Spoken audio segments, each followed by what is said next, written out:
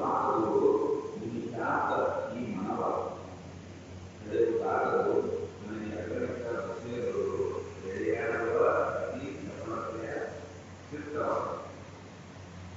ಮೊದಲ ತಲೆಯವರು ಓಡಲು ಕಾಣಲರು ಅಪ್ಪಗಳು ಸೌರವರು ಆರನ್ನು ಎತ್ತಲರು ಬಳಸಲರು ರವಿ ಕಿರಣ ಓದತವರು ಅಸದಳದ ತಲೆಗಳಿಗೆ ನಿಲ್ಲಿಸಲು ಮಾನವ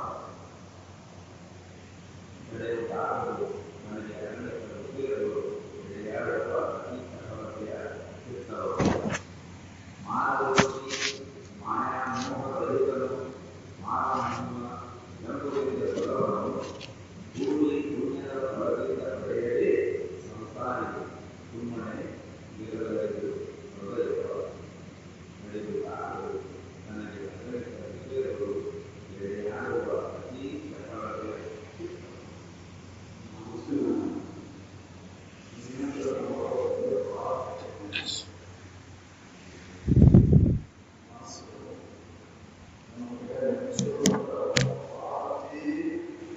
ಕಷ್ಟದ ಕೆಲಸ ಎಲ್ಲವನ್ನೂ ಮಾಡುವುದು ನಾವು ಕಷ್ಟ ಅಂತ ಅನ್ನಿಸ್ತದೆ ಅಸಾಧ್ಯ ಅನ್ನೋದನ್ನು ಸಾಧ್ಯ ಮಾಡಬಹುದು ಅವರ ಮನಸ್ಸನ್ನು ನಿಲ್ಲಿಸುವುದು ಮನಸ್ಸನ್ನು ನಿಲ್ಲಿಸುವುದು ಅಷ್ಟು ಯಾಕಂದ್ರೆ ಅದು ಸೂಕ್ಷ್ಮ ಐತಿ ಅದನ್ನು ನಿಲ್ಲಿಸೋದಂದ್ರೆ ಅಷ್ಟು ಸರಳ ಅದಕ್ಕೆ ಅವರು ತಮಗೆ ಅಗಣಿತ ವಿಷಯಗಳಲ್ಲಿ ಎಳೆಯಾಡುವ ಅತಿ ಚಪಲತೆಯ ಚಿತ್ತವನ್ನು ತೆಗೆದಾಡುವುದಿಲ್ಲ ಒಂದು ಅರ್ಧ ನಿಮಿಷನೂ ಕೂಡ ನಿಲ್ಲಿಸ್ಲಿಕ್ಕೆ ಯಾಕಂದ್ರೆ ಒಳಗೆ ವಾಸನಾರೂಪದಿಂದ ಮುಂತಾವ ವಾಸನೆಗಳ ಹೋಗಲಾರ್ದನ್ನು ನಿಲ್ಲಿಸೋದು ಅದಕ್ಕೆ ಅವ್ರು ಹೇಳ್ತಾರೆ ಯಾಕೆ ನಿಲ್ಲಿಸಕ್ಕಾಗಲ್ಲ ಅಂದ್ರೆ ವಾಸನೆಗಳನ್ನು ಬೆಳೆದ ಎಲ್ಲ ಮಾಡ್ಬೋದು ಎಲ್ಲ ಮಾಡ್ಬೋದು ಆ ಮನಸ್ಸು ನಿಲ್ಲಿಸುವುದು ಈ ಧರೆಯನ್ನೆಲ್ಲವೂ ಸುಳಿಸಿಕೊಂಡು ಏನು ಹೊರಗಿಟ್ಕೊಂಡು ಅಡ್ಡಾಡಬಹುದು ಭೂಮಿನ ಸುತ್ತಿ ಅಡ್ಡಾಡಬಹುದು ಶರದೆಯನ್ನು ಪಾನ ಮಾಡಬಹುದು ಮೊಲದ ತೆರೆಯಲ್ಲಿ ಕೋಳನ್ನು ಕಾಣಬಹುದು ಇವು ಅಸಾಧ್ಯದವು ಆದರೂ ಸಾಧ್ಯ ಮಾಡಬಹುದು ಆ ಮನಸ್ಸನ್ನು ಬಹಳ ಕಠಿಣ ಜನ್ಮ ಜನ್ಮಾಂತರದಿಂದ ವಾಸನೆಗಳ ಗಂಟನ್ನು ಸಂಸ್ಕಾರದ ಒಡನೆ ಆದಂತಹ ವಾಸನೆಗಳು ಹಂಗೆ ಅದಾವ ಅವು ಯಾವಾಗ ಯಾವ ವಾಸನೆಗಳ ಪ್ರಬಲಗಳು ಹೇಳಿಕೊಳ್ಳೋದು ಆ ವಾಸನೆಗನುಸಾರವಾಗಿ ಮನಸ್ಸು ಬ್ಯಾಡ ಅಂತ ಬಿಟ್ಟಿದ್ದೀವಿ ಆದ ಮತ್ತೊಂದು ಕ್ಷಣಕ್ಕೆ ಆಗಬೇಕು ಅದರ ಕಡೆನೇ ಎಳಿಸ್ತದೆ ಮನಸ್ಸು ದೋಷ ಕಾಣ್ತೇವೆ ಕರೆ ಆದ ದೋಷಗಳು ಕಂಡು ಕೂಡ ಬಿಡ್ಲಿಕ್ಕೆ ಅದಕ್ಕೆ ಅವರು ಹೇಳ್ತಾರೆ ನಿಲ್ಲಿಸು ಮನಸ್ಸು ನಿಲ್ಲಿಸು ಎಂಥ ವಿವೇಕವಂತರನ್ನು ಕೂಡ ಅವನ ಮನಸ್ಸು ನಿಲ್ಲಿಸುವುದು ಯಾಕಂದ್ರೆ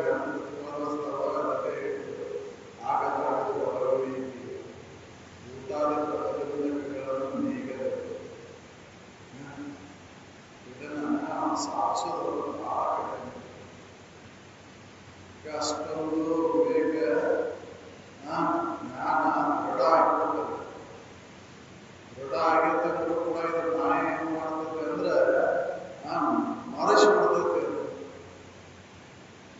ಒಂದು ಕ್ಷಣದೊಳಗೆ ಮರೆಸಿಬಿಡ್ತದೆ ಅದಕ್ಕೆ ಅದನ್ನು ಸತತ ಏನು ಮಾಡಬೇಕು ಅನ್ನೋ ಮನಸ್ಸಿಗೆ ಬುದ್ಧಿ ಹೇಳುವಂತಹ ಒಂದು ವಿವೇಕ ಶಕ್ತಿ ದೃಢ ಆದಾಗ ಮಾತ್ರ ಮನಸ್ಸನ್ನ ಅದಕ್ಕೆ ಬುದ್ಧಿ ಹೇಳಿ ನಿಲ್ಲಿಸಕ್ಕೆ ಇಲ್ಲ ಅಂದ್ರೆ ಮನಸ್ಸನ್ನು ನಿಲ್ಲಿಸೋದಾದ್ರೆ ಅಷ್ಟೇ ಸರಳ ನೋಡ್ರಿ ಎಂಥವ್ರು ಹೆಂಗೆ ಒಂದೊಂದು ಸ್ವಲ್ಪ ಕಡಿಮೆ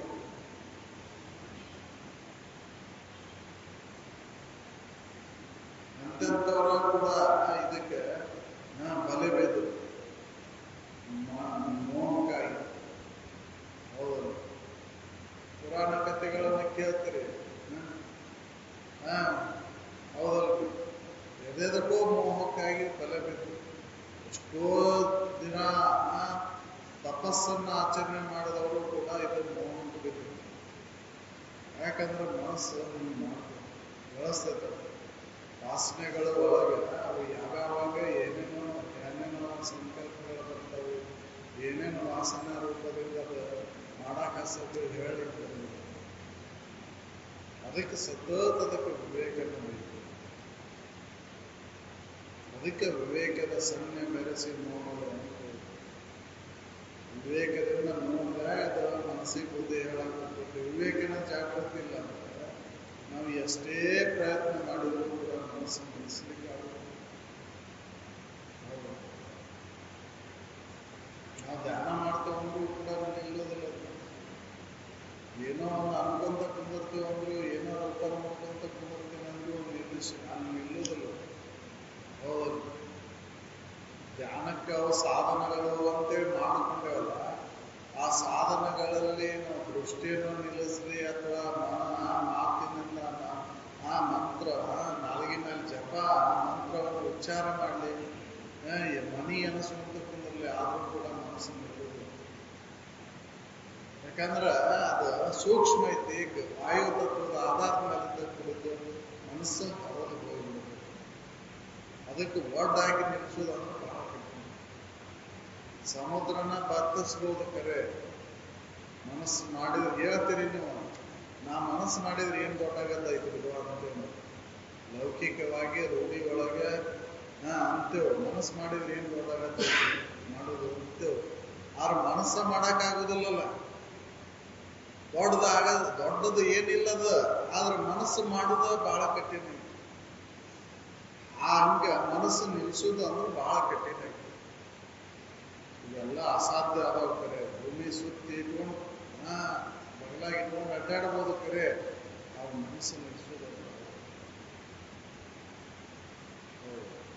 ಮಲನ ತಲೆಯಲ್ಲಿ ಕೂಡ ಕಾಣಬಹುದು, ರವಿ ಕಿರಣಗಳನ್ನ ಬಳಸಬಹುದು ಅಂತ ಅವಾಗ ಹೇಳಿದ್ರು.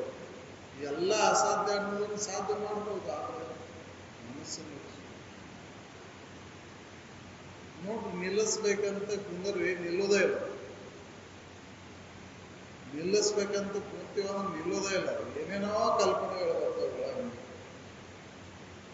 ಹೌದು, ಅದಕ್ಕೆ ಏನ್ ಬೇಕು ಅಂದ್ರೆ ವಿಚಾರ ಬೇಕು. ಮನಸ್ಸನ್ನ ನಿಲ್ಸಾಕ ಹೋಗೋಣ ಅಂತ ಹೇಳಿ ಅದು ಹೋಲದ ಅಂತ ಎಲ್ಲಿ ಅನ್ನಿಸ್ತಂತ ಅರಿತೈತೆ ಹೋಲು. ಮತ್ತು ಪುನಃ ಮರಳಿ ಬರಬೇಕಲ್ಲ, ಅವಾಗ ಅದಕ್ಕೆ ಬುದ್ಧಿ ಹೇಳುತ್ತೆ. ಮನಸ್ಸು ನಿಲ್ಸಾಕಂತ ಹೊಂಟಿವ ಅಂದ್ರೆ ಅದು ಮತ್ತಟ ಹೊರಗೆ ಹೋಗ್ತೈತೆ. ಅದು ವಿವೇಕವಂತ ಆರಾಮ ಅದನ್ನ ವಿವೇಕದಿಂದ ಅದನ್ನ ನಿಲ್ಲಿಸ್ತಾನೆ. ವಿವೇಕವಂತ ಇಲ್ಲ ಅಂದ್ರೆ ಅದು ಹಂಗ ಹರಿದಾರೆ. ಆಗಿನ ಪೂರ್ತಕ್ಕೆ ನಿಂತಂಗ ಅನಿಸ್ತೈತಿ, ಮತ್ತೆ ಹೋಗಿ ವಾಯು ತತ್ವವನ್ನು ನಿರೋಧನ ಮಾಡೋದ್ರಿಂದ, ಕುಂಭಕ ರೇಚಕಗಳನ್ನ ಮಾಡೋದ್ರಿಂದ ಅದು ನಿಂತಂಗ ಅನಿಸ್ತೈತಿ, ಮತ್ತೆ ಹರಿದು ಹೋಗಿಲ್ಲ. ಅದಕ್ಕೆ ಅವ್ರು ಹೇಳ್ತಾರ, ತನಗೆ ನಡೆಯೋದಾಗೋದಿಲ್ಲಪ್ಪ, ಇದನ್ನ ಮನಸ್ಸನ್ನ ವಿಷಯಾದಿಗಳಲ್ಲಿ ಹರಿತಕ್ಕಂಥ ಈ ಮನಸ್ಸನ್ನ ನಿಲ್ಲಿಸೋದು ಆಗೋದಿಲ್ಲ ನಮಗೆ. ಎಷ್ಟು ಲೆಕ್ಕಕ್ಕಿಲ್ಲದಂತ ವಿಷಯಗಳು, ಲೆಕ್ಕಿಲ್ಲವಕ್ಕ ವಿಷಯ ವಸ್ತುಗಳಿವೆ. ಹೌದು, ಶಬ್ದಾದಿ 5 ವಿಷಯಗಳದಾವ. 5 ವಿಷಯದೊಳಗೆ ಒಂದೊಂದು ವಿಷಯದೊಳಗೆ ಎಷ್ಟೆಷ್ಟು ಬಗೆಯನ್ನು ಮಾಡ್ಕೊಂಡು, ಹೌದು, ನೋಡಿಲ್ಲ ಕೇಳಿಲ್ಲ ಒಂದೀಟು ವಾಸನೆ ಬಡಿತಂದ್ರೆ ಅಲ್ಲಿ ಚಲೋ ಆತ. ಅದಕ್ಕೆ ತನಗೆ ಈ ವಿಷಯಾದಿಗಳಲ್ಲಿ ಹರಿತಕ್ಕಂಥ ಮನಸ್ಸನ್ನ ನಿಲ್ಲಿಸೋದನ್ನು ಬಹಳ ಕಠಿಣ ಆಗೈತೆ ಅಂತ ಹೇಳ್ತಾರೆ. ಒಂದು ಅರ್ಧ ನಿಮಿಷ ಕೂಡ ಈ ಮನಸ್ಸನ್ನು ನಿಲ್ಲಿಸೋದು.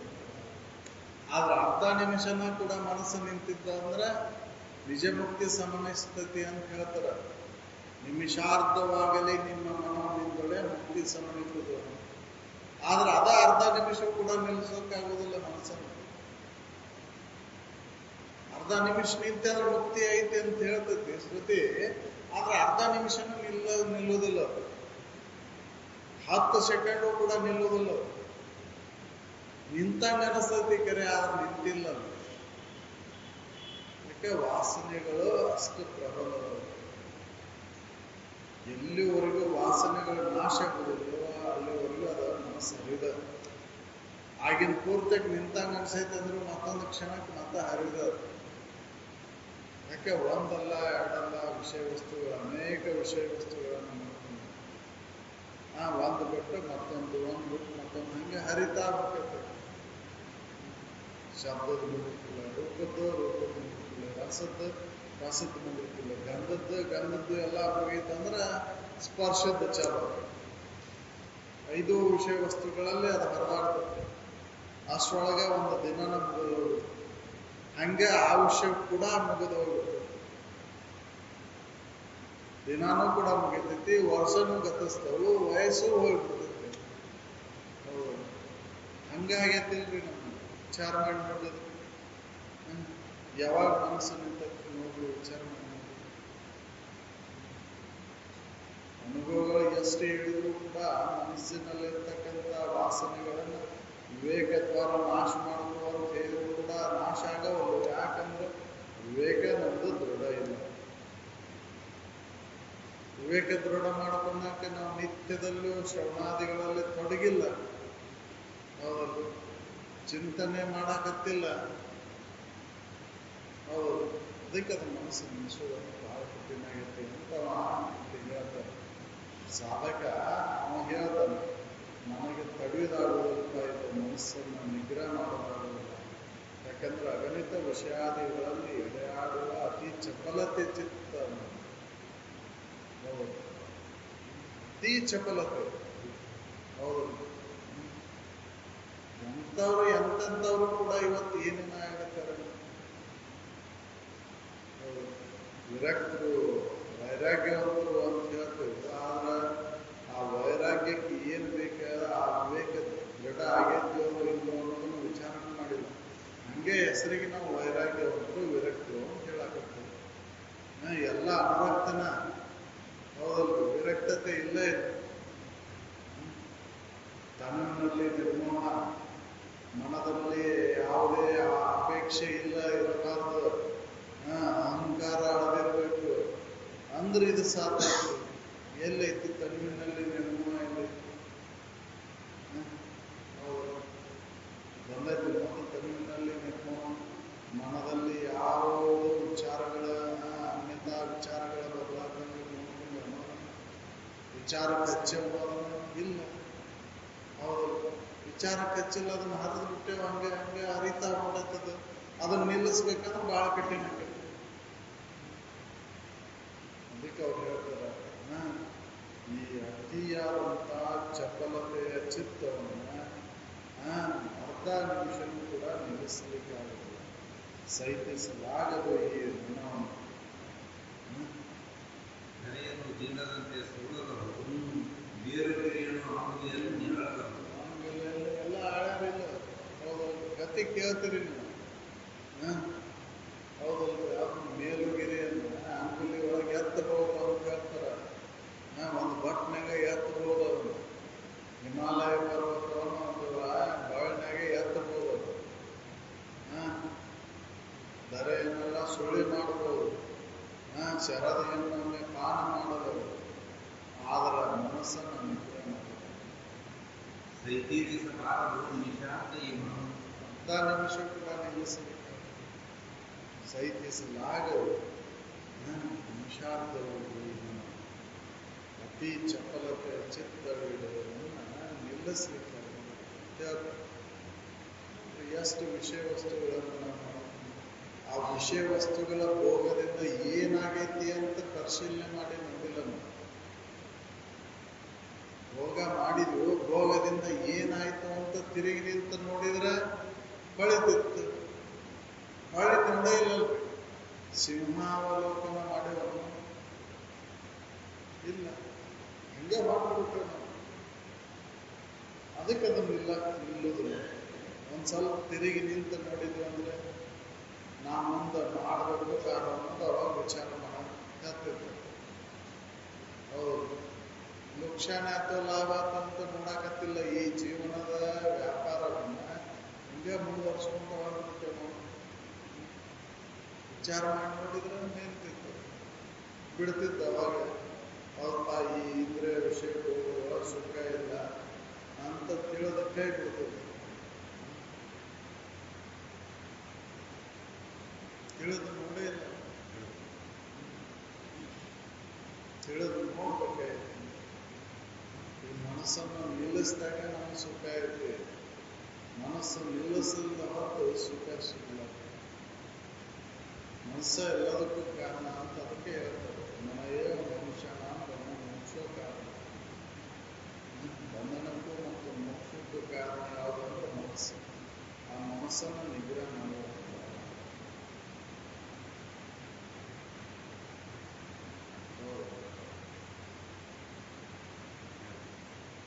ಮಗನ ತಲೆಯನ್ನು ಕೋಡನ್ನು ಕಾಣಬಹುದು. ಮಲನ ತಲೆಯಾಗ ಮಲಕ್ಕೆ ತಲೆಯೊಳಗೆ ಕೋಡ ಇಲ್ಲಕರೆ ಆದ್ರೆ ಕೋಡ ಕಾಣಬಹುದು ಅಂತ ಹೇಳ್ತಾರೆ ಅವರು. ಕೋಡ ಕಾಣಬಹುದು ಆದ್ರೆ ಮನಸ್ಸು ನಿಲ್ಲಿಸೋದಕ್ಕೆ ಆಗಲ್ಲ. ಮಲನ ತಲೆಯೊಳಗೆ ಕೋಡ ಕಾರಣ ಆದ್ರೆ ಮನಸ್ಸು ನಿಲ್ಲಿಸೋದಕ್ಕೆ ಆಗಲ್ಲ. ಅಪುರದೊಳಗೆ ಸೌರಭದ ಬಾರಿಯನ್ನು ಎತ್ತಲ ಅಪುರದೊಳಗೆ ಸೌರಭದ ಬಾರಿಯನ್ನು ಎತ್ತಲ ಮೊಬೈಲ್ ತಂದು ಇಡ್ಬೋದು. ಅಲ್ಲಿ ಗಗನ ಕುಸುಮ ಅಂತ ಹೇಳ್ತೀವಿ, ಚಿಕ್ಕಿಗಳನ್ನು ತರಬಹುದು. ಆದ್ರೆ ಮನಸ್ಸು ನಿಲ್ಲಿಸ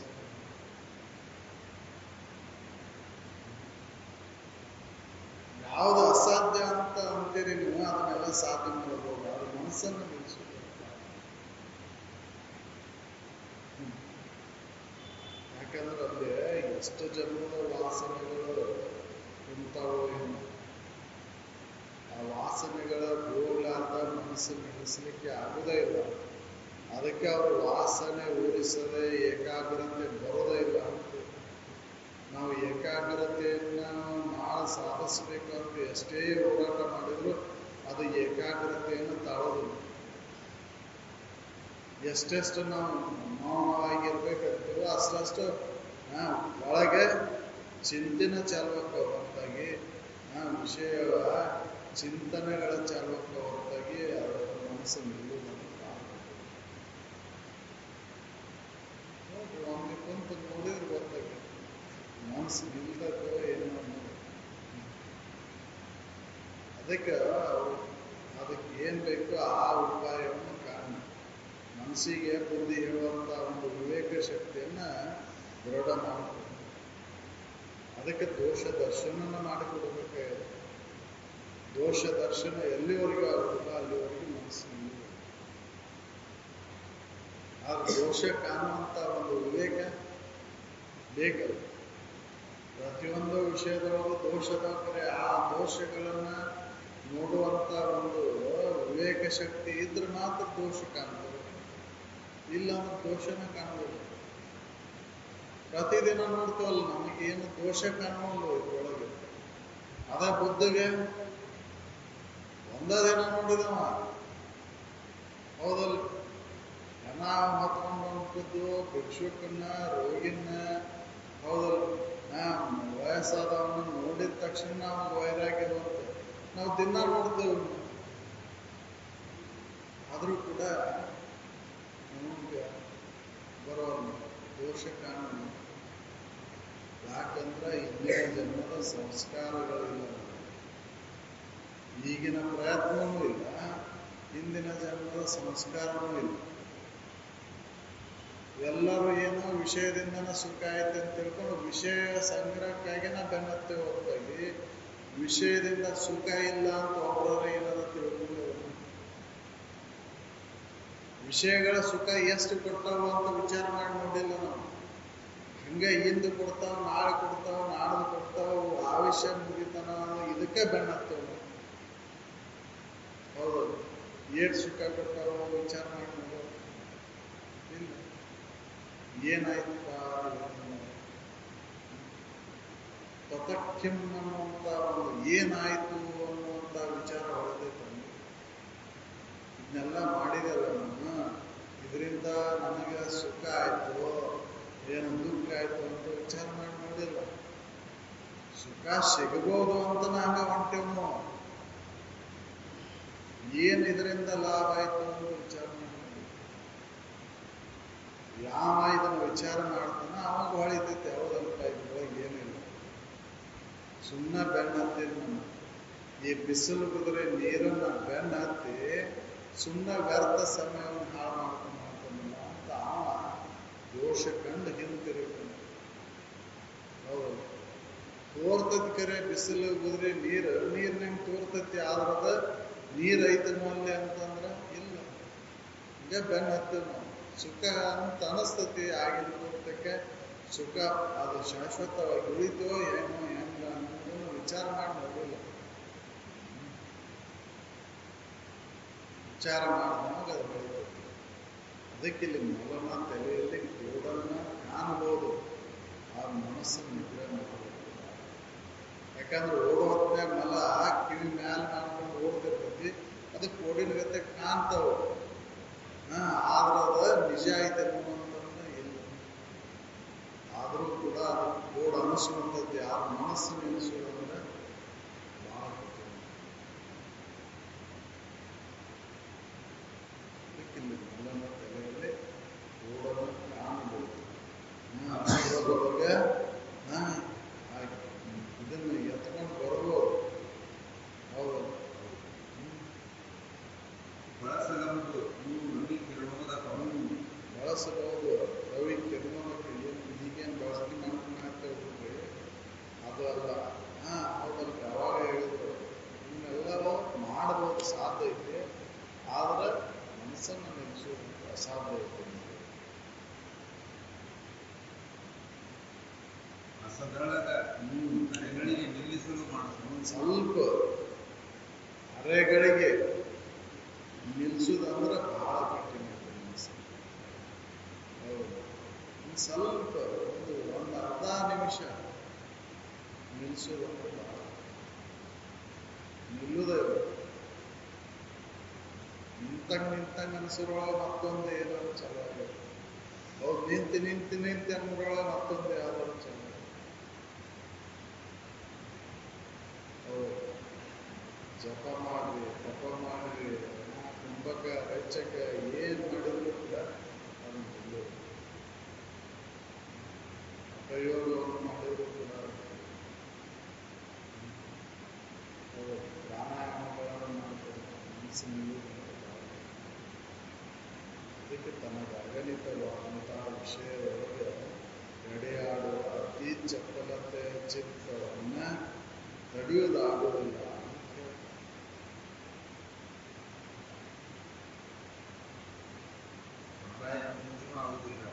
ಏನ್ ಮಾಡಿದ್ರು ಆಗುದಿಲ್ಲ. ಅದಕ್ಕೆ ಅದನ್ನ ಕೈ ಬಿಟ್ರು. ಅದನ್ನೇನ್ ಮಾಡ್ತಿ ತಗೊಂಡು ಪ್ರಾಣಾಯಾಮ ಮಾಡಿ. ಹೌದು, ಜ್ಞಾನನ ಬೇಕಾಗೈತಿ ಮನಸ್ಸಿಗೆ, ತಿಳುವಳಿಕೆನ ಕೊಡ್ಬೇಕಾಗೈತಿ.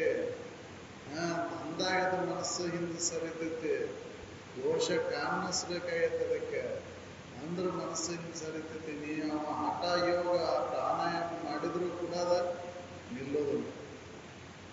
ಒಟ್ಟು ಆಗಿನ ಪೂರ್ತಿ ಕೊಟ್ಟು ಹಾಕಿದಂಗೆ ಇರ್ತೈತಿ, ಮತ್ತೆ ಹೊಡಿದದು. ಹೌದಲ್ಲ, ಯಾವಾಗ ಎಲ್ಲಿ ಬೆರಕು ಬಿಡ್ತೈತೆ ಹೇಳಲಿಕ್ಕೆ ಅನ್ಕೋದು. ಒಂದು ಸ್ವಲ್ಪ ಬೆರಕು ಬಿಡ್ತ ಸಾಕು, ಪಾಸ್ ಆಗ್ಬಿಡ್ತದೆ. ಅದಕ್ಕೆ ಅವರು ಈ ವಿಚಾರವಂತರು ಅನುಭವಿಗಳು ಆ ಮಾರ್ಗವನ್ನು ಇರಲಿಲ್ಲ, ಜ್ಞಾನ ಮಾರ್ಗವನ್ನು ತಿಳುವಳಿಕೆಯಿಂದನೇ ಅದನ್ನು ಮನಸ್ಸನ್ನು ನಿಲ್ಲಿಸಬೇಕು ಅಂತ ಹೇಳ್ಕೊಂಡು ತಿಳುವಳಿಕೆ ಕೊಟ್ಟರು. ಅದಕ್ಕೆ ಎಚ್ಚರಿಸಿದ್ರು. ಅದಕ್ಕೆ ಮನಸ್ಸಿಗೆ ಎಲೆ ಕಾಕು ಮಾನಸವೇ, ಅದರೊಳಗೆ ಏನುಂಟು ನೋಡು, ವಿಚಾರ ಮಾಡಿ ನೋಡೋದು. ಏನು ಸಿಕ್ತಿ ನಿನಗೆ ಅದರೊಳಗೆ, ಏನೈತಿ ನೋಡ್ಕೊ. ಇಷ್ಟೆಲ್ಲ ನೀನು ಹರಿತಿಯಲ್ಲ, ಹೋಗ್ಯಲ್ಲ, ವಿಷಯದ ಆಶೆಗೆ ಹೋಗ್ಯ ಬೆನ್ನಂತ ಇರ್ತಿಯಲ್ಲ, ಏನು ಸಿಕ್ತಿ ನಿನಗೆ ಅದರೊಳಗೆ ನೋಡು ಅಂತ ಹೇಳಿದ್ರು. ಅವಾಗ ವಿಚಾರ ಮಾಡಿ ನೋಡಿದಾಗ ಅವಾಗ ಅದು ಹಿಂದೆ ಸರಿತೈತಿ. ಅಲ್ಲಿ ಮನಸ್ಸು ನಿಲ್ಲಿಸ್ಲಿಕ್ಕೆ ನಿಲ್ತೈತಿ. ಅವಾಗ ವಿಚಾರನ ಇದಕ್ಕೆ ಸಾಧನ ಅಂತ ಹೇಳಿದ್ರು. ಮನಸ್ಸನ್ನು ನಿಲ್ಲಿಸ್ಲಿಕ್ಕೆ ವಿಚಾರನ ಸಾಧನ. ಬೇರೆ ಯಾವ ಸಾಧನವೂ ಕೂಡ ಶಾಶ್ವತವಾಗಿ ಮನಸ್ಸನ್ನು ನಿಲ್ಲಿಸ್ಲಿಕ್ಕೆ ಸಾಧ್ಯನೇ ಇಲ್ಲ. ಅದಕ್ಕೆ ವಿಚಾರಕ್ಕೆ ಹೆಚ್ಚು ಮಹತ್ವ ಕೊಡು. ಹೌದು, ಜ್ಞಾನಕ್ಕೆ ಹೆಚ್ಚು ಮಹತ್ವ ಕೊಡು. ಅದಕ್ಕೆ ಜ್ಞಾನ ಮಾಡಿಕೊಡು, ತಿಳುವಳಿಕೆಯನ್ನು ಕೊಡು, ಮನಸ್ಸಿಗೆ ವಿಚಾರಪೂರ್ವಕವಾಗಿ ವಿದ್ಯಾಪೂರ್ವಕವಾಗಿ ಅದನ್ನು ಜಾಗೃತಗೊಳಿಸೋದು, ಎಚ್ಚರವಾಗಿ. ಎಲ್ಲಿವರೆಗೆ ವಿವೇಕ ಜಾಗೃತ ಆಗುತ್ತಿಲ್ಲ ಅಲ್ಲಿವರೆಗೆ ಮನಸ್ಸನ್ನು ನಿಲ್ಲಿಸೋದಿಲ್ಲ. ಅದಕ್ಕೆ ವಿವೇಕ ವೈರಾಗ್ಯ ಇಲ್ಲದೆ ಹಂಗೆ ಮನಸ್ಸನ್ನು ನಿಲ್ಲಿಸ್ತೇನೆ ಅಂತಂದ್ರೆ ಹೆಂಗಾಕೈತಿ ಅಂತಂದ್ರೆ ಬಗರಿಲ್ಲ ಜಾಗಿಲ್ಲ ಹಂಗೆ ಹೌದು. ಸಾಣಿಗ್ಯಾಗ ನೀರು ತಗೊಂಡ್ಬಂದು ಅಡುಗೆ ಮಾಡೋದು, ಕೊಡ ಡಾಬ್ ಹಾಕಿ ನೀರು ಸುಡೋದು. ವಿವೇಕ ಇಲ್ಲ ವೈರಾಗ್ಯ ಇಲ್ಲ ಹಂಗೆ ನಾವು ಪ್ರಯತ್ನ ಮನಸ್ಸನ್ನು ನಿಲ್ಲಿಸ್ತೇವಂತ ವ್ಯರ್ಥನ. ಕೊಡ ಡಾಬ್ ಹಾಕಿ ನೀರು ಸುರಿಯೋದ್ರೆ ತುಂಬ ಅದೇಂದು ತುಂಬಬೇಕು. ಸಾಣಿಗ್ಯಾಗ ನೀರು ತಗೊಂಡು ಅಡುಗೆ ಮಾಡಿದ್ರೆ ಯಾವಾಗ ಅಡುಗೆ ಮಾಡೋದು, ಯಾವಾಗ ಸಾಣಿಗ್ಯಾಗ ನೀರು ನಿಲ್ಲುತ್ತೆ? ಬಾಯಿಲೆ ಬ್ರಹ್ಮ ಬ್ರಹ್ಮ ಅನ್ಕೊಂತ ಕುಂತ್ರ ಬ್ರಹ್ಮ ಹಾಕೇತಿ. ಹೌದು, ಬ್ರಹ್ಮ ಆಗುವುದಿಲ್ಲ. ಬಾಯಿಲೆ ಅಡುಗೆ ಕೊಬ್ಬರಿ ಆಡಿಸ್ದಂಗೆ ಹಂಗೆ ಹಾಕೈತೆ ಅಂತ ಇಲ್ಲ. ಹಿಂಗೆ ಬಾಯಿಲೆ ಬ್ರಹ್ಮ ಬ್ರಹ್ಮ ಬ್ರಹ್ಮ ಅನ್ಕೊಂತ ಕುಂತ್ರ ಶಿವ ಶಿವ ಶಿವ ಅನ್ಕೊಂತ ಶಿವ ಹಾಕೇತಿ ಇಲ್ಲ. ಅದಕ್ಕೆ ವಿವೇಕ ವೈರಾಗ್ಯದ ತಳಹದಿ ಮೇಲೆ ಮನಸ್ಸನ್ನು ನಿಗ್ರಹ ಮಾಡಬೇಕು. ವಿವೇಕ ಇಲ್ಲ ವೈರಾಗ್ಯ ಇಲ್ಲ ಹಂಗೆ ನಾವು ಮನಸ್ಸನ್ನು ನಿಲ್ಲಿಸ್ತೇನೆ ಅಂತಂದ್ರೆ ಸಿದ್ಧ ಕೌರವರಿಗೆ ಹೋಗಿ ಬಂದ್ಬಿಟ್ಟು ಏನು ಗೊತ್ತೇ ಇಲ್ಲ. ಈಗ ಹೋಗಿ ಸಿದ್ಧನ ಕೌಲೂರಿಗೆ ಕಳಿಸ್ಬೇಕು ಅಂತಂದ್ರೆ ಆಲೆ ಹೋಗೇ ಬಿಟ್ಟಿದೆ. ಆಳಿಗೆ ಸಿದ್ಧನ ಕೌಲೂರಿಗೆ ಕಳಿಸ್ಬೇಕು ಅನ್ನೋದು ಎದಕ್ಕೆ ಕಳಿಸ್ಬೇಕು ಅನ್ನೋದು ಕೇಳೋದಿಸ್ಕೊಳ್ಳಿಲ್ಲ. ಹಂಗೆ ಹೋಗ್ಬಿಟ್ಟ. ಹೋಗಿ ಮುಂದೆ ಹೋಗಿ ಬಂದ್ರೆ ಕೌಲೂರಿಗೆ ಎದಕ್ಕೆ ಹೋಗಿ ಬಂದೆ ಅನ್ನೋದು ಗೊತ್ತಿಲ್ಲ. ಹಂಗೆ ಅದಕ್ಕೆ ಅವ್ರು ಹೇಳ್ತಾರೆ, ನಿಲ್ಲಿಸೋದಂದ್ರೆ ಮನಸ್ಸು ನಿಲ್ಲಿಸೋದಂತ ಅರ್ಧ ನಿಮಿಷನೂ ಕೂಡ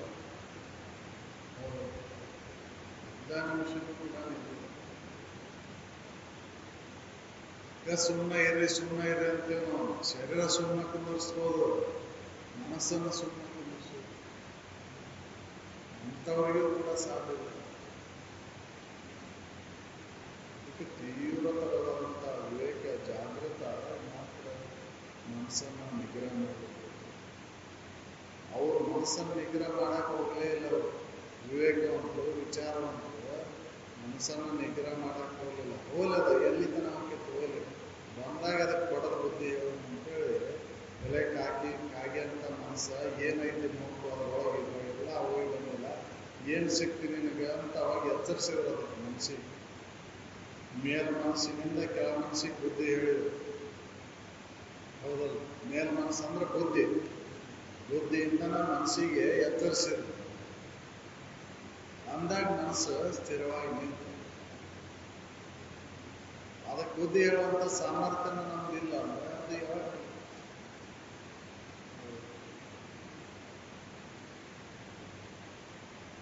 ಅದಕ್ಕೆ ಅರ್ಧ ನಿಮಿಷಕ್ಕೂ ಕೂಡ ನಿಲ್ಲಿಸಲಿಕ್ಕೆ ಆಗೋದಿಲ್ಲ ನಮಗೆ ಅಂತ ಅವನು ಗದ್ದೆ ಕೊಡ್ತಾನೆ.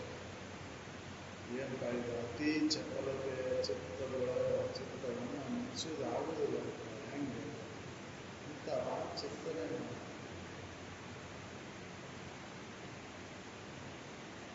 ಮಾನ ವಿರೋಧಿ ಮಾಯಾಮೋಹರಹಿತ ಮಾರ ವಿರೋಧಿಯಾದಂಥ ದೂರವೆನಿಸುವಂಥ ಮಾಯಾ ವಿರೋಧಿಯಾದಂಥ ಆ ಗುರುಶಂಕರನಿನ ಕಡೆ ಲಕ್ಷ್ಯ ಕೊಡದ ನೀವು ಎಷ್ಟೇ ಮನಸ್ಸನ್ನು ನಿಲ್ಲಿಸಲಿಕ್ಕೆ ಪ್ರಯತ್ನ ಮಾಡಿದ್ರು ಕೂಡ ಮನಸ್ಸು ನಿಲ್ಲುವುದಿಲ್ಲ. ಪಾರಮಹಿಮ ಶಂಭುಲಿಂಗ ದಲವನ್ನು ಭೂರಿ ಪುಣ್ಯದ ಫಲದಿಂದ ಪಡೆಯದೆ ಆ ಪುಣ್ಯದ ಫಲವನ್ನು ಸಂಗ್ರಹ ಮಾಡಿಕೊಂಡು ಅದರ ಕಡೆ ಲಕ್ಷ್ಯ ಕೊಡದ, ಆ ಶಂಭುಲಿಂಗನ ಕಡೆ ಲಕ್ಷ್ಯ ಕೊಡದ ನೀವು ಹಂಗೆ ಮನಸ್ಸನ್ನು ನಿಲ್ಲಿಸಕ್ಕೆ ಎಷ್ಟೇ ಪ್ರಯತ್ನ ಮಾಡಿದ್ರು ಮನಸ್ಸು ನಿಲ್ಲುವುದಿಲ್ಲ. ಸಂಸಾರ ಸುಮ್ಮನೆ ಗೆಲ್ಲಗರಿದು ಹೃದಯ. ಸುಮ್ಮನೆ ಸಂಸಾರ ಈ ಹೃದಯ ಮನಸ್ಸನ್ನು ಗೆಲ್ಲುವುದಿಲ್ಲ ಅಂತ ಹೇಳ್ತಾರೆ. ಸಂಸಾರಿ ಈ ಸಣ್ಣ ವಿಷಯದೊಳಗೆ ಸುಖಬುದ್ಧಿ ಅಂದ್ಕೊಂಡು ಗೆಲ್ಲಲಿಕ್ಕೆ ಆಗುವುದೇ ಇಲ್ಲ ಅಂತ ಹೇಳ್ತಾರೆ. ವಿಷಯದಲ್ಲಿ ಸುಖಬುದ್ಧಿಯನ್ನು ಇಟ್ಕೊಂಡು ಅವ್ರಿಗೆ ಯಾವಾಗ ಪುಣ್ಯದ ಫಲ ಇದ್ರೆ ಮಾತ್ರ ಇದನ್ನ ಗೆಲ್ಲಕ್ಕೆ ಬರ್ತೈತಿ. ಪುಣ್ಯದ ಫಲ ಇಲ್ಲದವ್ರಿಗೆ ಹೆಂಗೆ ಸಿಗ್ತೈತಿ?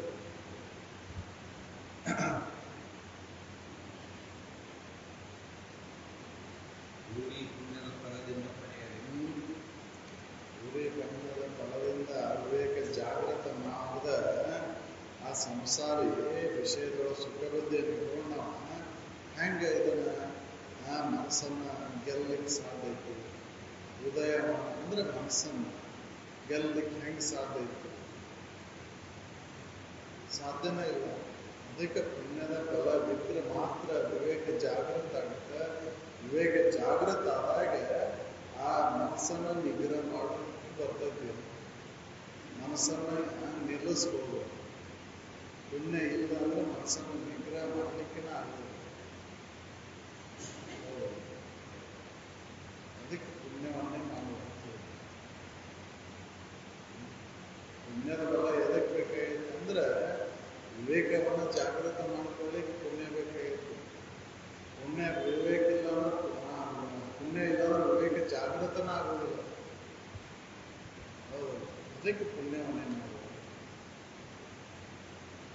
ದೋಷ ಕಾಣ್ಬೇಕಂದ್ರೆ ನೀವು ವಿವೇಕ ಜಾಗೃತ ಆಗ್ಬೇಕಲ್ಲ. ಆ ವಿವೇಕ ಜಾಗೃತ ಆಗ್ಬೇಕಂದ್ರೆ ಪುಣ್ಯ ಕರ್ಮಗಳನ್ನು ಅಂದಾಗ ವಿವೇಕ ಜಾಗೃತ. ಇಲ್ಲಾಂದ್ರೆ ವಿವೇಕನ ಜಾಗೃತ ಆಗಲ್ಲ.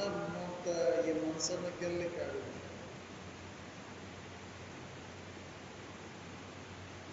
ನಾವು ಹಂಗ ಮನಸ್ಸನ್ನು ನಿಲ್ಲಿಸಬೇಕು ಅಂತ ನೋಡ್ತೇವೆ. ಹಂಗ ಹಿಂದ ಪಾಪ ಕೃತ್ಯಗಳನ್ನು ಮಾಡೋದು, ಇಲ್ಲಿ ಬಂದ ಧ್ಯಾನ ಮಾಡ್ತೀನಿ ಮದುವೆ ಮಾಡ್ತೀನಿ ಅಂತಂದ್ರೆ ವ್ಯವಸ್ಥೆ. ಒಳಗೆ ಯಾವ ಧ್ಯಾನ ನಡೆದೈತಿ ಅಂತಂದ್ರೆ ವಿಷಯದ ಧ್ಯಾನ ನಡೆದೈತಿ. ಹೌದಲ್ಲ? ಅದು ಪುರಾಣಕಾರರ ಕಥೆ ಹೇಳ್ತಾರೆ. ಪೂಜೆ ಮಾಡ್ಕೊಳ ಕುಂತಿದ್ದಂತ ಏನ್ ಕಸವರಿಗೆ ಕಡೆ ಲಕ್ಷ್ಯ, ಕಾಲ್ಮರಿ ಕಡೆಯಿಂದ ಲಕ್ಷ್ಯ. ಹೌದಲ್ಲ? ಹೆಂಗಾಕೈತಿ ನಿಮ್ಗೆ ಲಕ್ಷ್ಯ ಎಲ್ಲ ಐತಿಪ್ಪ ಅಂದ್ರೆ ಕಾಲ್ಮರಿ ಕಡೆ, ಮೆಟ್ಟಿನ ಕಡೆನ ಲಕ್ಷ್ಯ. ಪೂಜೆ ಇಲ್ಲೇ ಕಪ್ಪ ಆಯ್ತು. ಹಂಗಾಗೈತಿ ನಮ್ಗೆ. ಎಷ್ಟೇ ಅದನ್ನು ನಿಗ್ರಹ ಮಾಡಕ್ಕೆ ಹೋದ್ರು ಕೂಡ ವಿವೇಕ ಇಲ್ಲ ಅಂದ್ರೆ ನಿಗ್ರಹ ಆಗುದಿಲ್ಲ. ಅದಕ್ಕೆ ವಿವೇಕವಂತರು ಮಾತ್ರ ಅದು ಸಾಧ್ಯ ಅಂತ ತಿಳ್ಕೊಂಡು ಆ ವಿವೇಕ ಜಾಗೃತ ಆಗ್ಬೇಕಂದ್ರೆ ಪುಣ್ಯ ಇದ್ರೆ ಮಾತ್ರ ವಿವೇಕ ಜಾಗೃತ ಆಗುತ್ತೆ. ಇಲ್ಲಾಂದ್ರೆ ವಿವೇಕ ಜಾಗೃತ. ವಿವೇಕಕ್ಕೆ ಬೇಕಾದಂಥ ಶ್ರವಣಾದಿಗಳಲ್ಲೇ ಹಗಲುಗಳನ್ನೆಲ್ಲ ತೊಡಗಬೇಕಲ್ರಿ. ಹಗಲು ರಾತ್ರಿ ಅನ್ನೋದೇ ಬಿಟ್ಟು ಬಿಡದ ಆ ಶ್ರವಣಾದಿಗಳಲ್ಲಿ ತೊಡಗಿದಾಗ ವಿವೇಕ ಜಾಗೃತ ಆಗುತ್ತೆ. ಹಿಂಗದೆ ನಿತ್ಯ ಕರ್ಮವನ್ನು ಮಾಡದೆ ಹಂಗ ತುಂಗದಾರ್ವಾದನ ಅಂದ್ರೆ ಯಾವಾಗ ಆಗೋದಿಲ್ಲ. ಹೌದು. ಅದಕ್ಕೆ ಈ ನಿತ್ಯ ಕರ್ಮಗಳನ್ನ ನಾವು ರೂಢಿಸ್ಕೋಬೇಕಂದ್ರೆ ಅದಕ್ಕೆ ಪುಣ್ಯ ಫಲ ಬೇಕು. ಪುಣ್ಯದ ಫಲ ಇಲ್ಲ ಅಂದ್ರೆ ನಿತ್ಯ ಕರ್ಮಗಳನ್ನು ಮಾಡಲಿಕ್ಕೆ ಆಗುದಿಲ್ಲ. ಶ್ರವಣವನ್ನು ನಾವು ಕೇಳಲಿಕ್ಕೆ ಆಗೋದಿಲ್ಲ. ಪುಣ್ಯ ಇದ್ರೆ ಮಾತ್ರ ಇದನ್ನು ಹೇಳಕ್ಕೆ ಅನ್ಸುತ್ತೆ ಅಂತ. ಪುಣ್ಯ ಇಲ್ಲ ಅಂದ್ರೆ ಕೇಳಲಿಕ್ಕೆ ಆಗೋದಿಲ್ಲ. ಅಲ್ಲೇ ಇದ್ರೂ ಕೂಡ ಕೇಳಕ್ಕಾಗೋದಿಲ್ಲ. ಆ ಶಬ್ದಗಳ ಕಿವಿ ಬೀಳೋದಿಲ್ಲ. ಹೌದಲ್ಲ? ಅದಕ್ಕೆ ಅವರು ಮೈತ್ರಾಗಿ ಅದನ್ನ ಹೇಳಿದ್ರು, ಪುಣ್ಯವಿಲ್ಲದವರಿಗೆ ಅಂತೂ ಬರ್ಕೊಳ್ಳೋದು. ನೀನು ಪುಣ್ಯವಂತೆ ಅದಿ ಅಂತ ನಿನ್ನ ಇಂಥ ವಿಚಾರಗಳನ್ನು ಕೇಳಾಕತ್ತೀವಿ. ಮೈತ್ರ, ಜಗತ್ತಿನೊಳಗೆ ನಿನ್ನನ್ನೇ ಯಾರು ಹೇಳು, ಇದನ್ನು ಕೇಳಿದವರು ಯಾರು? ಇಂಥ ವಿಚಾರಗಳನ್ನು ನೀ ಕೇಳಾಕತ್ತಿ ಅಂದ್ರೆ ನೀನು ಹಿಂದಿನ ಜನ್ಮದ ಪುಣ್ಯದ ಫಲ ಬಹಳ ಐತಂತನ ಇದನ್ನು ಕೇಳಾಕತ್ತಿ. ಅದಕ್ಕೆ ನೀನು ಕೃತಕೃತ್ಯ ಅಂತ ಹೇಳಿ. ಹೌದು, ಕೃತಾರ್ಥ ನೀನು, ಧನ್ಯ ನೀನು. ಮೈತ್ರ, ನಿನ್ನಂತೆ ಈ ಪದಪಿಂಡಿಗಳನ್ನು ಕೇಳಿದವರು ಯಾರು ಜಗದವರು? ಹೌದಲ್ಲ? ಇಂಥ ವಿಚಾರವನ್ನು ಕೇಳಿದವರು. ಅದಕ್ಕೆ ಪುಣ್ಯ ಬೇಕು. ಪುಣ್ಯದ ಬಲವಿಲ್ಲದವರಿಗೆ ಇದು ಬಾಳಿದೆ. ಸುಮ್ಮನೆ ಸಂಸಾರಿ ಹೃದಯವನ್ನು ಗೆಲ್ಲಲು ಅರಿಯ. ಪುಣ್ಯ ಇದ್ರೆ ಮಾತ್ರ ಹೃದಯವನ್ನು ಗೆಲ್ಲಲಿಕ್ಕೆ ಬರ್ತದೆ, ಮನಸ್ಸನ್ನು ನಿಗ್ರಹ ಮಾಡ್ಲಿಕ್ಕೆ ಬರ್ತದೆ.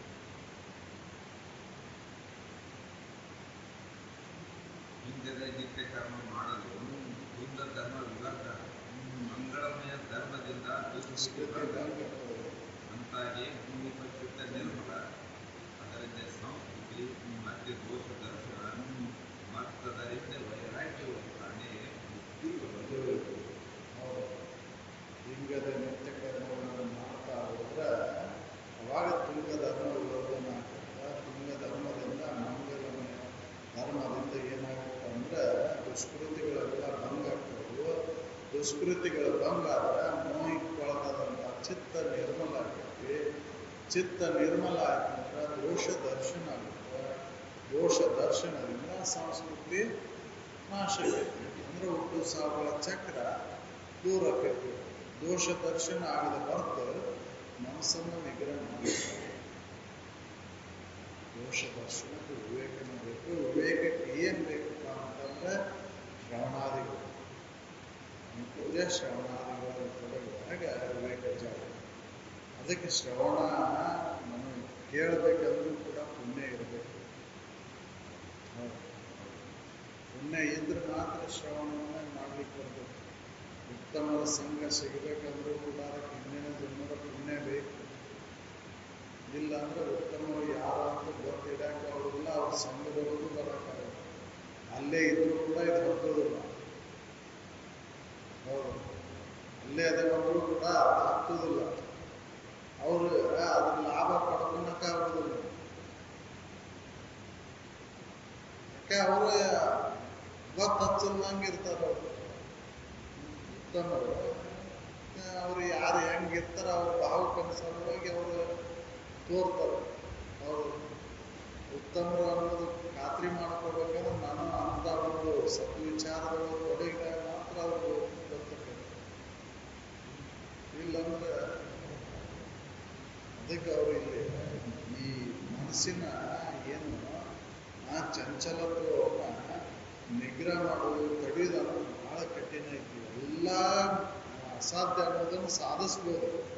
ಜಗತ್ತಿನೊಳಗೆ ಅಸಾಧ್ಯ ಅಂತ ಅನಿಸ್ತಕ್ಕಂಥವೆಲ್ಲವನ್ನು ಸಾಧಿಸ್ಬೋದು.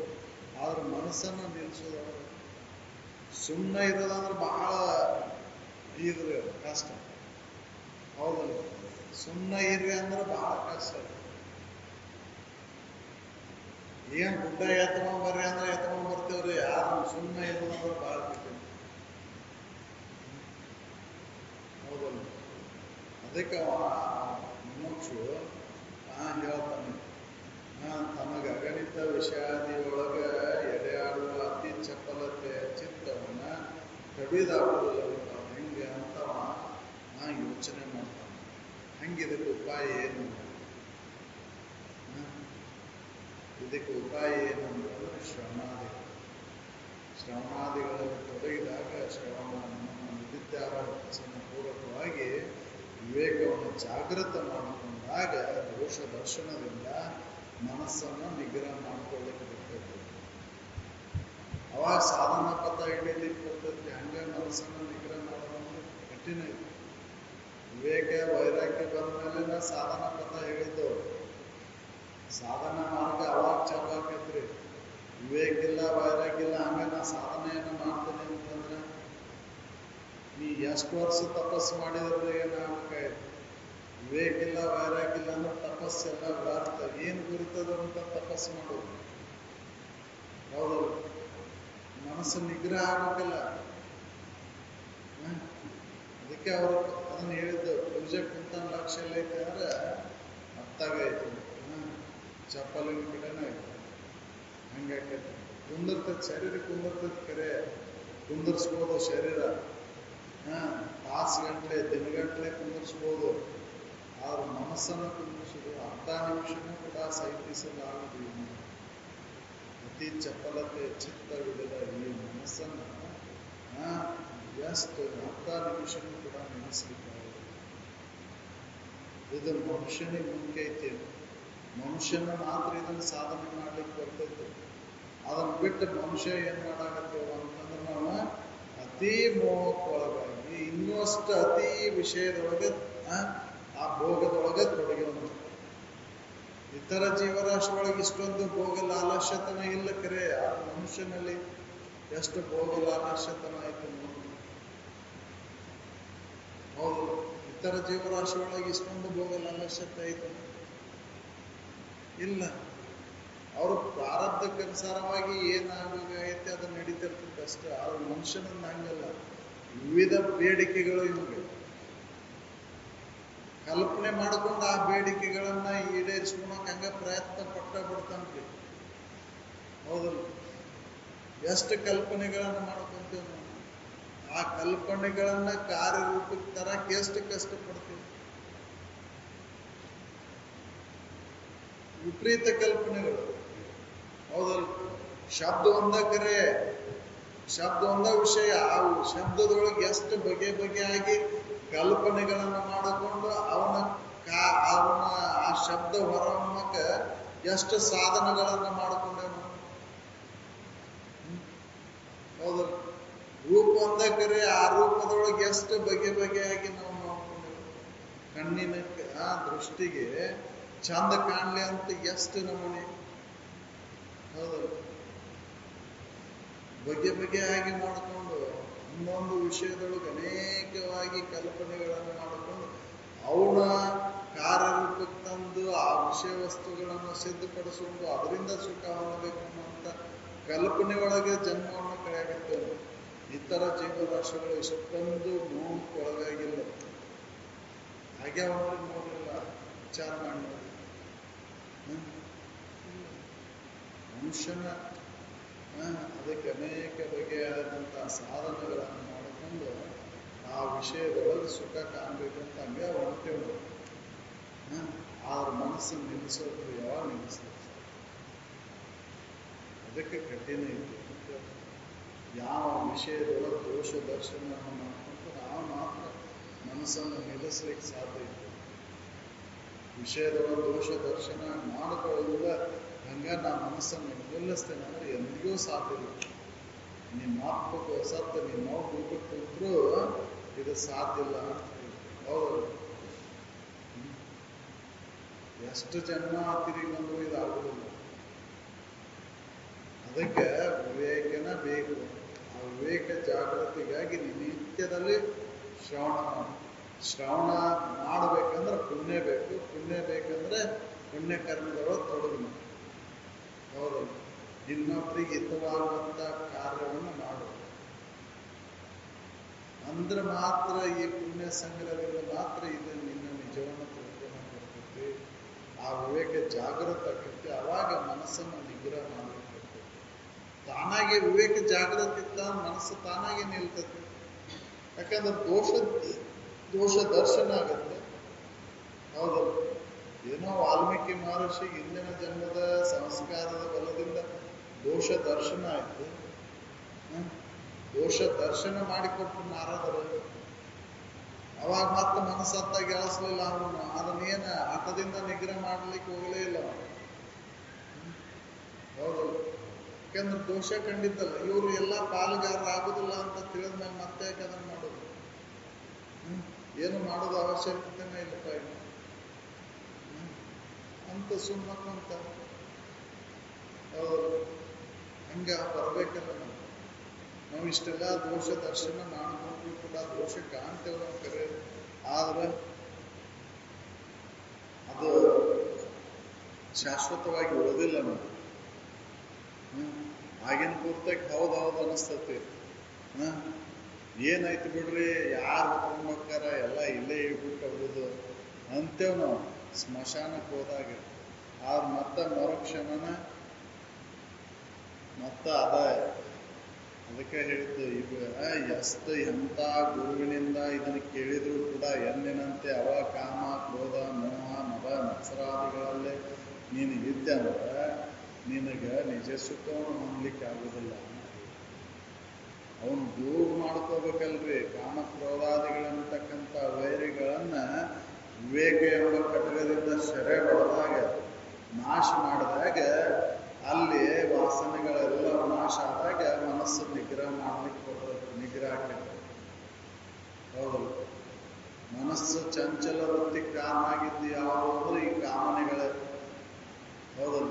ಆ ಕಾಮನೆಗಳು ಎಲ್ಲಿವರೆಗೆ ಇರ್ತಾವೆ, ಬೈಕ್ಗಳು ಎಲ್ಲಿವರೆಗೆ ಅಲ್ಲಿವರೆಗೆ ಮನಸ್ಸು ಹರಿದಾಡೋದಲ್ಲ. ಅದಕ್ಕೆ ಅವನು ಮೊದಲೇಕೆ ಬಿಡು ಅಂತ ಬಿಡಬೇಕು ಗೌರಿಯಿಂದ ಬರಿದೆ ತನ್ನ ಏರುವ ಕೆಡಿಸುವ ಕಾಮವಿದನ್ನು ಕಂಡ ಯೋಗಿ. ಅದನ್ನು ಮೊದಲೇಕೆ ಆ ಕಾಮವನ್ನು ಕಳ್ಕೋಬೇಕಾಗಿದೆ. ಆಶೆ, ಹೌದಲ್ಲ? ಅದು ಆಶೆ ಎಲ್ಲಿವರೆಗೂ ಇರ್ತೈತೆ ಅಲ್ಲಿವರೆಗೂ ಮನಸ್ಸು ಹರಿದಾಡೋದು. ಎಷ್ಟು ಆಶೆಗಳು ಎಲ್ಲ ಮುಗಿದೈತೆ, ಎಲ್ಲ ಉಂಟು ಎಲ್ಲ ಮುಗಿಸ್ಕೊಂಡ್ರು ಕೂಡ ಇಂಥದ್ದು ತಿಂದಿಲ್ಲ, ಇಂಥದ್ದು ಹುಟ್ಟಿಲ್ಲ ಅನ್ನೋನು ಆ ಕೂಡ ಇನ್ನ ಈ ಮೋಹಕ್ಕೆ ಬಿದ್ದು ಬಲೆ ಬೀಳ್ತಾರೆ. ಹೌದು, ಮೋಹದ ಬಲೆ ಒಳಗೆ ಬಿದ್ದು ನಾಶ. ಅವ್ರಿಗೆ ಇನ್ನೂ ವಿಪರೀತ ಮೋಹ ಚಾಲು ಆಕೈತವ್ರು. ಎಲ್ಲ ಒಂದು ಊಟ ತಿಂದು ನೋಡ್ಯಾರ, ಆದರೂ ಕೂಡ ಅದ್ರ ಮೇಲೆ ಮೋಹ. ಹೌದಲ್ಲ? ಕಡ್ಲಿ ತಿಂದ ಹಲ್ಲು ಹೋಗ್ಯಾವ ಕರೆ, ಆದ್ರೆ ಇನ್ನ ಕಡ್ಲಿ ತಿಂದು ಚಟ ಬರೋದು. ಅಲ್ಲಿ ಎದಕ್ಕೆ ಹೋಗ್ಯಾವ ಅಂದ್ರೆ ಜೀವನ ಪರ್ಯಂತರ ಕಡ್ಲಿನ ತಿಂದನ, ಆದ್ರೂ ಇನ್ನ ಕಡ್ಲಿ ಮೇಲಿನ ಮೋಹ ಹೋಗಿಲ್ಲ. ಹೌದಲ್ಲ? ಎಷ್ಟೆಷ್ಟು ಈ ವಿಷಯ ವಸ್ತುಗಳನ್ನ ಆ ವಿಷಯ ವಸ್ತುಗಳ ಸಂಪರ್ಕದೊಳಗಿರ್ತವೋ ಅಷ್ಟಷ್ಟು ನಾವು ಇನ್ನೂ ಮೋಹ ಗಟ್ಟಕ್ಕೆ ಹೊರತಾಗಿ ಮೋಹ ದೂರ ಆಗುತ್ತೆ. ಯಾಕಂದ್ರೆ ದೋಷನ ಕಾಣುವುದಿಲ್ಲ. ಹೌದಲ್ಲ? ದೋಷ ಕಾಣಬೇಕಂದ್ರೆ ವಿವೇಕನ ಬೇಕು. ಎಲ್ಲಿ ವಿವೇಕ ನೆಲೆಸ್ತೈತಿ ಅಲ್ಲಿ ದೋಷಗಳು ಕಾಣ್ತವೆ. ಅವಾಗ ನಿಮ್ಗೆ ಸರಿಯಾಗಿ ಚಾಲಕತೆ ಮನಸ್ಸು ಏನು ಪಾದೊಳಗೆ ಏನಿಲ್ಲ ಅಂತ ಹೇಳಿದ್ರು. ನಾವು ದೋಷ ಕಾಣಲಿಲ್ಲ ಹಂಗೆ ಮಾಡ್ತೀವಿ. ಆ ವಿಷಯ ವಸ್ತುಗಳ ಪ್ರೇಮ ಹಂಗೆ ದುಃಖವನ್ನು ಅನುಭವಿಸುವಂಥವು. ಅದಕ್ಕೆ ವಿವೇಕವಂತಾದವರು ಏನು ಮಾಡಿದ್ರು ಅಂದ್ರೆ ಸತತ ಅದಕ್ಕೆ ಮನಸ್ಸಿಗೆ ಬುದ್ಧಿ ಹೇಳೋದು ಅಂತ ಬಂದು ಏನೈತೆ ನೋಡೋದು, ಏನೈತೆ ಕಾಮ ಅಂತ ಮನಸ್ಸಿಗೆ ಬುದ್ಧಿ ಹೇಳೋದು ಅಂತ ಅದನ್ನು ತಡೆ ಹಿಡಿದು ನಿಗ್ರಹಿಸಲ್ಪಡ್ತಾವ. ಹೌದು, ನಾವು ಹೆಚ್ಚು ನಿಗ್ರಹ ಮಾಡಕ್ಕೆ ಹೋದ್ವಿ ಅಂದ್ರೆ ಅಷ್ಟಷ್ಟು ಹೊರಗೆ ಎಳಿಸ್ತೀವಿ. ಹೌದು, ಸಣ್ಣ ಹುಡುಗರಿಗೆ ನೋಡ್ರಲ್ಲ, ಸುಮ್ಮನೆ ಕುಂದ್ರೆ ಅಂತ ಎಷ್ಟು ಕುಂದರ್ಸಿದ್ರು ಕೂಡ ನೀವು ಇತ್ತ ಬೆಳೆದ ಕೂಡ ಮತ್ತೆ ಜಿಗದೆ ಎತ್ತಾಗ. ಹೌದು, ಅದು ಬಿಡೋದಿಲ್ಲ. ಅದಕ್ಕೆ ಅದು ಮನಸ್ಸು ಅನ್ನೋದು ಮಂಗ್ಯ ಇದ್ದಂಗೆ ಅಂತ ಅದಕ್ಕೆ ಮಂಗ್ಯಾಗ ಹೋಲಿಸಿದ್ರು. ಮತ್ತು ಅದನ್ನು ಮಂಗ್ಯಾಗ ಹೋಲಿಸಿ ಅಷ್ಟೇ ಬಿಡಲಿಲ್ಲ, ಅದಕ್ಕೆ ಮೆತ್ತಗೆ ಕರಿಯೋದು, ಪ್ರೀತಿಯಿಂದ ಆಧಾರಪೂರ್ವಕವಾಗಿ ಅದನ್ನು ಒಳಗೆ ಕಟ್ಕೊಂತ ಮೆಲ್ಲ ಮೆಲ್ಲನೆ ಭಾಳ ಸಾಧಕೊಂಡು ಅದಕ್ಕೆ ವಿಚಾರವನ್ನು ಹೇಳೋದು, ಬುದ್ಧಿ ಹೇಳೋದು. ಎಲೆ ಕಾಕು ಮನಸ್ಸಲ್ಲಿ ಏನೈತೆ ಅದೊಳಗೆ ನೋಡು ಅಂತ ಬುದ್ಧಿ ಹೇಳೋದು ಅಂತ ಹೇಳಿದ್ರು. ಹೌದಲ್ಲ? ಅವಾಗ ಮನಸ್ಸು ನಿಲ್ಬೇಕು. ಮನಸ್ಸು ಎಲ್ಲಿ ಹರಿದಾಡೋದು, ದೋಷ ದರ್ಶನ ಆಯ್ತಂದ್ರೆ ಹರಿದಾಡೋದು. ನಾವು ದೋಷ ದರ್ಶನ ಇರ್ಲಿಕ್ಕೆ ಅದು ಹರಿದಾಡತೈತಿ. ಹೌದು, ಅದಕ್ಕೆ ದೋಷ ದರ್ಶನವನ್ನು ಮಾಡ್ಕೋಬೇಕು. ಪ್ರತಿಯೊಂದು ವಿಷಯಗಳು ದೋಷಗಳಲ್ಲ, ಆ ದೋಷಗಳನ್ನು ಅದಕ್ಕೆ ಖಾತ್ರಿ ಆಗುವಂಗೆ ತೋರಿಸ್ಕೊಡ್ಬೇಕು. ವಿವೇಕದಿಂದ ಅದನ್ನು ಸಾಧ್ಯ ಐತಿ ಅಂತ. ವಿವೇಕ ಇಲ್ಲ ಅಂದ್ರೆ ಅದನ್ನು ದೋಷ ಕಾಣದೇ ಇಲ್ಲ. ಅದಕ್ಕೆ ಮಹಾತ್ಮರು ಅನುಭವಗಳಾದ ಅದನ್ನು ದೋಷ ಕಂಡು ಅದನ್ನು ನಿಗ್ರಹ ಮಾಡಿದ್ರೆ ಅಂದ್ರೇನು, ಅದನ್ನು ನಿಗ್ರಹ ಮಾಡ್ಲಿಕ್ಕೆ ಹೋಗಲಿಲ್ಲ, ಅದನ್ನು ತಡೆ ಹಿಡಿಯಕ್ಕೆ ಹೋಗಲಿಲ್ಲ. ಓಲೆ ಅದ ಯಾವ್ದು ಗಮನ ಓಲೆ ಅದ ಎಲ್ಲಿ ತನಕ ಹೋಗ್ತೈತದ, ಮತ್ತು ಪುನಃ ಬರ್ತೈತಿಲ್ಲ, ಮತ್ತು ಮರಳಿ ಬಂದಾಗ ಅದಕ್ಕೆ ಎಚ್ಚರಿಸಿದ್ರು. ದೋಷ ದರ್ಶನ ಆದಾಗ ಅದ ನಿಂತು ಹೋಗಲಿಲ್ಲ. ಮತ್ತು ಹಂಗೆ ನಾವು ಅದಕ್ಕೆ ಬುದ್ಧಿ ಹೇಳಬೇಕು. ನಾವು ಅದನ್ನು ಹಠದಿಂದ ನಿಗ್ರಹ ಮಾಡಿದ್ರೆ ಅಂದ್ರೆ ಅದು ಮತ್ತೆ ಹೊರಗೆ ಎಲ್ಲಿಲ್ಲ. ಅದಕ್ಕೆ ಹಠದಿಂದ ಮಾಡೋ ಅವಶ್ಯಕತೆ ಇಲ್ಲ. ಈ ವಿಷಾದಗಳಲ್ಲಿ ನಡೆಯಾಡುವ ಅತಿ ಚಪಲತೆ ಚಿತ್ತವನ್ನು ನಿಲ್ಲಿಸೋದು ಬಹಳ ಕಠಿಣ. ಅರ್ಧ ನಿಮಿಷ ನಿಂತ್ರ ಮುಕ್ತಿ ಆಗತ್ತೆ ಅಂತ ಹೇಳ್ತಾರ. ಇನ್ನು ಅರ್ಧ ನಿಮಿಷನೂ ನಿಲ್ಲಿಸಕ್ಕಾಗೋದಿಲ್ಲ.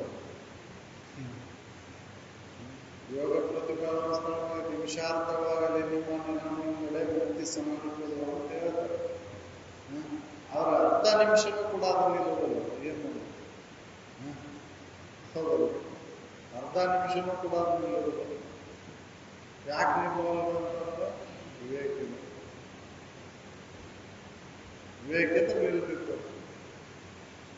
ಆ ನೆನಪು ಬರಬೇಕಲ್ಲ. ಹೌದು, ಯಾವುದು ನೆನಪು ಮಾಡಬೇಕು ಅಂದ್ರೆ ಬಹಿರಂಗದ ತೋರಿಕೆಯನ್ನು ನೆನಪು ಮಾಡಬೇಕು ಅಂತನ ಅದು ಚಂಚಲ ವೃತ್ತಿಗೆ ಕಾರಣ ಆಗುತ್ತೆ. ಮನಸ್ಸಿಗೆ ಸದಾ ಇರ್ತಕ್ಕಂಥ ಯಾವಾಗಲೂ ಇರ್ತಕ್ಕಂಥ ಆ ಚೈತನ್ಯದ ನೆನಪು ಮಾಡಿಕೊಡ್ಬೇಕಲ್ಲ.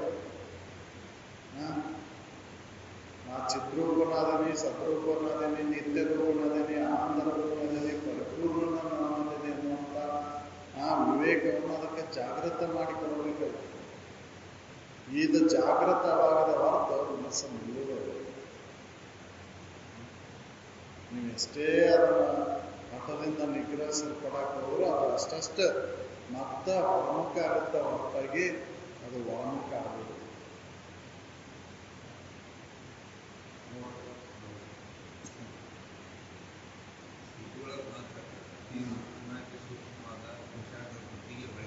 ಹೌದು, ಸೂಕ್ಷ್ಮಾತಿ ಸೂಕ್ಷ್ಮವಾದಂಥ ವಿವೇಕದಿಂದ ಮಾತ್ರ ಅದು ಆ ಮನಸ್ಸನ್ನು ನಿಗ್ರಹ ಮಾಡೋದಕ್ಕೆ ಬರ್ತದೆ ಹೊರತಾಗಿ ಅದು ಮನಸ್ಸನ್ನು ಹಂಗೆ ನಿಗ್ರಹ ಮಾಡಲಿಕ್ಕೆ ಹೋಗ್ಬೇಕು. ಅತಿ ಸೂಕ್ಷ್ಮ ಐತಲ್ಲ ಅದು ಮನಸ್ಸನ್ನು ವಾಯು ತತ್ವದಿಂದ ಕೂಡಿದೆ, ಜಡ ಇಲ್ಲ, ಅದು ಸೂಕ್ಷ್ಮ ಐತಿ.